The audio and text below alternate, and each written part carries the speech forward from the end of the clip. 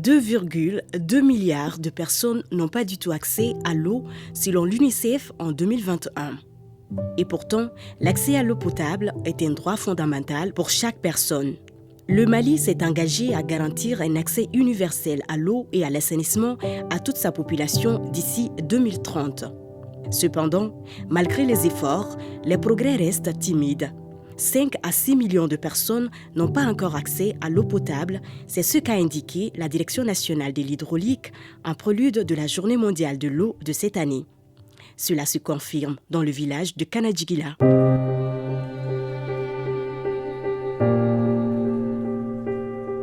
Situé à une quinzaine de kilomètres de Bamako, à la sortie ouest entre la route RN5 et la colline des Monts Manding qui la traverse. 9 secteurs forment ce village. Justement, c'est le 9e qui attire notre attention ici. Plus vaste que la majorité des autres secteurs, ce dernier se prolonge jusqu'au pied de la colline. Cette partie juxtaposée à la colline porte le nom secteur 9 Kurukanfuga, un secteur informel. Ce petit coin de brousse, mais atteint depuis quelques moments par l'urbanisation, loti en 2004 a eu comme premier habitant Mahamadou Traoré. Cette zone servait de champ pour les habitants de Tekekedo. J'ai acheté mon terrain avec eux en 2006. À l'époque, je fus le premier à m'installer ici avec ma famille en 2008. 3 ans se sont écoulés avant que d'autres familles nous rejoignent. Je m'approvisionnais en eau au Djidani quand je rentrais du travail. Je partais prendre de l'eau pour ma femme. Souvent, on se relayait, elle, ma fille et moi, et il nous arrivait d'y passer toute la nuit pour remplir nos récipients. Des fois, tous mes enfants tombaient malades. C'était dû à l'eau qu'ils consommaient. Je n'oublierai jamais l'attaque des reptiles et aussi les bagarres des femmes au Djidani. Ma femme en a gardé une cicatrice inoubliable. Des années après, seuls quelques particuliers ont pu construire des fourrages chez eux. Cependant, compte tenu du sol rocheux que nous avons, ceux-ci n'arrivent pas à avoir une quantité d'eau suffisante pour eux. Des fois, ils nous cèdent quelques seaux moyennant quelques pièces de monnaie, mais hélas, cela ne nous suffit pas. Bien que pas totalement isolée des zones urbaines, mais sur le plan disponibilité de l'eau potable, franchement, cette localité est isolée. La principale source d'eau de cette population est le Djidani, une nappe souterraine qui sort de la colline. C'est là que l'approvisionnement en eau se fait, nous disent-ils. Une source qui existait avant l'installation du village. Je suis depuis 2010 le chef du village du secteur 9 Kurukanfuga. Le découpage de notre secteur joue en notre défaveur parce que plus peuplé. C'est la raison pour laquelle on m'a nommé chef de village pour que je gère les affaires de cette partie du secteur. Kurukanfuga avec l'accord du chef de village principal du secteur 9. Nous sommes une population avec des revenus modestes. Là où nous sommes, impossible de creuser des puits compte tenu de l'état du sol. La totalité de nos activités se font au Djidani. Nous avons aménagé des contours pour stabiliser l'eau. Nous descendons aussi chercher de l'eau au bord du goudron à peu près de 2 km d'ici. Pour le transporter, c'est tout un tas de problèmes. Nous sommes sur une côte. En 2020, une ONG turque nous a construit une mosquée avec un château d'eau à l'intérieur. Ce château a été d'une grande aide. Cependant, sa capacité demeure faible aujourd'hui, vu le nombre croissant de la population. Nous faisons la quête chaque semaine pour mettre du crédit dans le compteur et remplir le château. Toutes les femmes ont droit à la même quantité d'eau 3 fois par semaine pour une gestion équitable.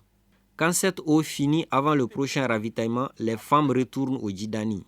L'eau coule doucement et pendant la saison sèche, il vient à compte-gouttes.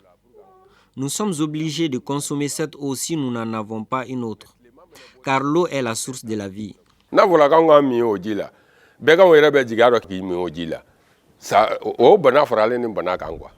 Djidani, c'est ici que les femmes viennent chercher de l'eau, une source que la nature leur a offerte. Cette eau leur sert pour la vaisselle, la lessive, la cuisine, pour se laver et également pour remplir leurs jarres. Elles font le rang à chaque prise et entretiennent la source à tour de rôle.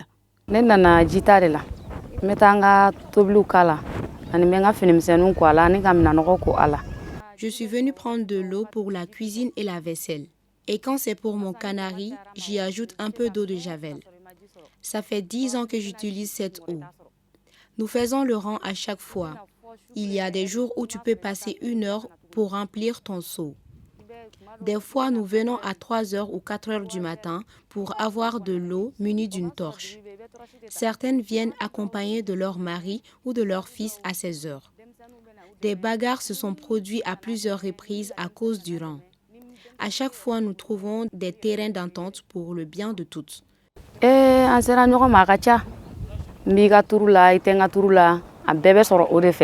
En plus de Djidani, le château d'eau de la mosquée est le deuxième point où les femmes prennent de l'eau. Elles ont accès à ce dernier 3 fois dans la semaine pour 2 à 3 heures de temps. Au-delà, il faudra attendre la prochaine distribution.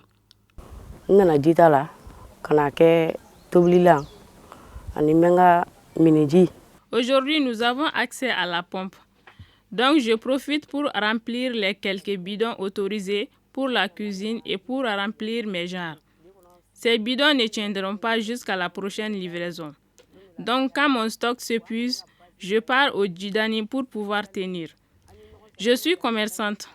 Le fait que je passe mon temps à chercher de l'eau ou à les transporter joue beaucoup sur mes activités. Sans cette source, je ne sais pas ce qu'on serait devenu. Nous l'entretenons du mieux qu'on peut, par tour de rôle. Chaque femme y passe. Après les classes, mes filles m'aident pour le transport de mes récipients. L'accès restreint à l'eau potable représente un problème majeur pour la population du secteur 9 Kurukanfuga. Et les enfants, les jeunes ne sont pas épargnés. Ils appuient leur mère dans la corvée d'eau. Il leur arrive même de devoir manquer l'école ou le travail pour effectuer cette tâche. Nous organisons des activités pour le développement de notre localité. Le problème auquel nous sommes actuellement confrontés est l'accès à l'eau potable. Nous avons effectué des démarches qui n'ont pas encore abouti. Nous sommes touchés lorsque nous voyons nos mères, nos sœurs passer la nuit au Djidani pour de l'eau. Personnellement, j'ai passé plusieurs nuits au Djidani pour éviter cette peine à ma mère. Vous imaginez lorsqu'on passe la nuit à prendre de l'eau et que le lendemain on doit aller travailler. Cela joue sur notre travail. Nous mettons tout en œuvre pour avoir un château public et alléger les efforts de nos mères.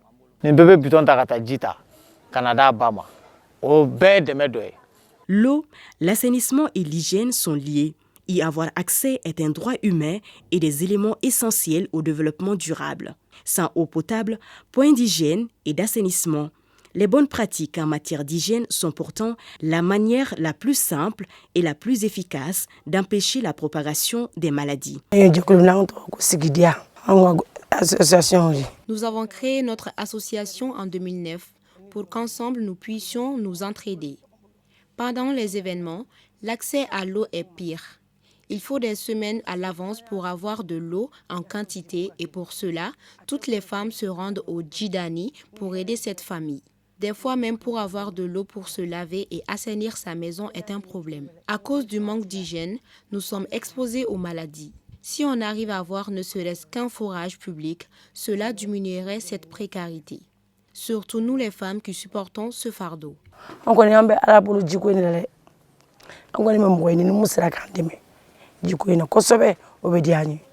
Le manque d'eau potable, voire la consommation d'une eau insalubre et un mauvais assainissement peuvent entraîner de multiples problèmes de santé.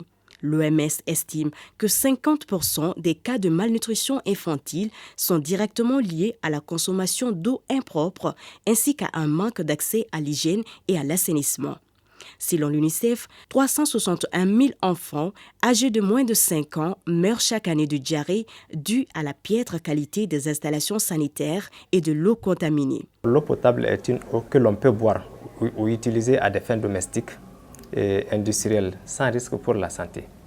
Il faut reconnaître aussi que cette eau doit avoir certaines caractéristiques. Les caractéristiques sont les suivantes. La concentration en chlorure doit être respectée. Le pH de l'eau doit être respecté, ainsi que la température de l'eau. Donc, rendant propre à la consommation. Toute eau qui n'a pas ces caractéristiques doit être considérée comme une eau qui n'est pas potable. Quand l'eau n'est pas potable, impropre à la consommation, quand la personne consomme cette eau, D'abord, il y a certaines maladies que ça peut provoquer, les gastro-entérites et toute affection, toute maladie diarrhéique. Donc, l'eau impropre à la santé peut provoquer les maladies diarrhéiques. Et il y a des conséquences qui s'avèrent très graves pour la santé de l'être humain. Ces conséquences vont de la déshydratation parce que quand la gastro-entérite s'installe, il y a les diarrhées-vomissements. Et toute diarrhée-vomissement, donc la personne perd de l'eau. Tant que cette eau n'est pas remplacée dans l'organisme, ça tend vers la déshydratation. Donc on perd une quantité importante de l'eau. Donc les vomissements ici, on perd certains éléments dans l'organisme. Donc si ce n'est pas remplacé, la personne de la déshydratation peut prétendre vers le coma. Donc c'est extrêmement dangereux pour la santé. L'eau non potable peut mener à la malnutrition parce que les éléments que je viens de citer tantôt, si ces éléments sont perdus dans l'organisme, ça peut provoquer chez l'être humain, surtout chez les enfants, la dénutrition. Et quand la dénutrition s'installe, ça peut jouer sur le développement psychomoteur de l'être humain, de l'enfant en question, donc faisant que l'enfant peut faire une malnutrition. Dans les lieux les plus reculés, quand on n'est pas dans la cité, il y a des techniques pour rendre l'eau impropre propre. Il y a l'eau de Javel qui est là, il y a les aquatapes qu'on peut mettre dans l'eau pour rendre l'eau propre à la santé. Les collectivités communales sont en charge du développement de base et celle de la communauté du Mandé, où relève le village de Kanadigila, ne fait pas l'exception. La mairie du Mandé nous fait part d'une opération qui se profile à l'horizon. Le travail de la mairie du Mandé, comme toutes les collectivités au niveau commune, il y a des secteurs clés qui sont ciblés, tels que l'éducation, la santé, l'hydraulique villageoise, l'environnement. Et nous sommes aussi appelés à servir la population pour tout besoin auquel la mairie est sollicitée. L'approvisionnement de la population en eau potable est un souci permanent des autorités de la commune. Et c'est pourquoi, depuis l'installation de la commune de Mandé, beaucoup a été fait pour servir la population en eau potable. Et cette année seulement, il est prévu cet équipement en hydraulique villageoise à l'endroit des populations de la commune de Mandé. Les travaux vont bientôt démarrer. C'est les fonds propres de la collectivité et avec les partenaires de la commune. Et cela, ce n'est pas facile parce que, comme vous le savez, la commune de Mandé, c'est 25 villages. Et généralement, le besoin en eau est exprimé par tous les villages. Mais ce qui est évident, il n'y a pas un seul village dans la commune de Mandé qui n'a pas au moins un point moderne d'eau potable. Et nous faisons en sorte que nous puissions continuer à améliorer la demande qui ne cesse de s'accroître. La priorisation des besoins en eau est fait de sorte que ceux qui sont dans les plus grands besoins sont servis en premier. Donc, et au fur et à mesure, la gradation de la priorité, on fait en sorte que les populations aient accès à l'eau à travers la mairie et ses partenaires. Quand on dit que le secteur 9 a actuellement les besoins, et la mairie a également répondu favorablement à ces besoins-là, c'est pourquoi il est prévu un équipement des châteaux d'eau dans le canal secteur 9. Il est prévu de réaliser un forage au niveau du canal secteur 9. Une eau salubre, un assainissement et une hygiène adéquats sont essentiels pour préserver la santé de chaque enfant et de chaque communauté. En attendant la bouée de sauvetage de l'autorité compétente, l'espoir de la population du secteur 9 Kouroukanfouga demeure dans sa source, Djidani.